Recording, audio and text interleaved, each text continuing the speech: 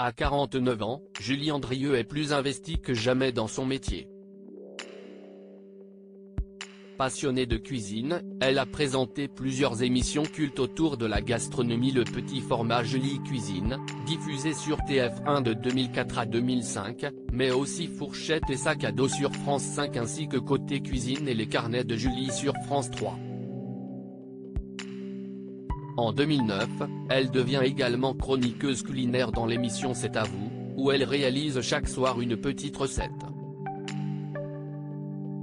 Mais Julie Andrieux est aussi écrivaine.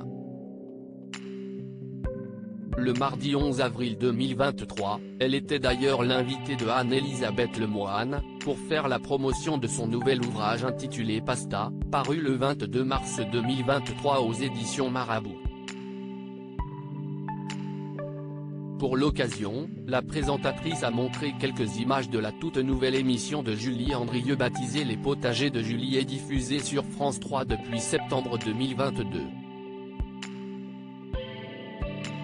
Sur le court extrait passé en plateau, on peut apercevoir la maman de Adrien, né en 2012, et Gaïa, née en 2015, en souffrance au milieu d'un jardin. Je suis pas sûr d'avoir une aubergine, mais je suis sûr d'avoir un limbago, peut-on l'entendre dire au moment où elle pose un seau rempli de terre au sol. Amusée par cette séquence, Julie Andrieux a avoué avoir un problème de dos depuis quelques années maintenant. J'ai un peu mal au dos, bah oui, j'approche de la cinquantaine, et le potager, si est un peu rude pour ceux qui souffrent du dos, explique en riant celle qui était auparavant très ronde. On rentre dans une autre catégorie. Je n'ai pas l'habitude, jusque-là mon métier consistait à boire des coups et manger du saucisson sur les marchés.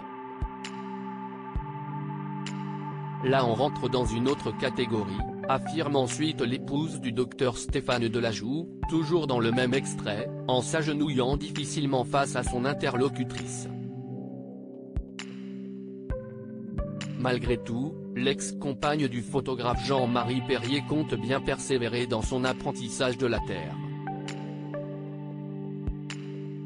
Il y a un plaisir, une émotion puis une satisfaction à voir pousser vos petites graines que vous avez semées. Moi j'y connaissais franchement pas grand-chose voire rien. Je suis au contact des producteurs mais finalement si est très furtif tout ça. Là il a fallu apprendre vraiment, a-t-elle expliqué avec passion.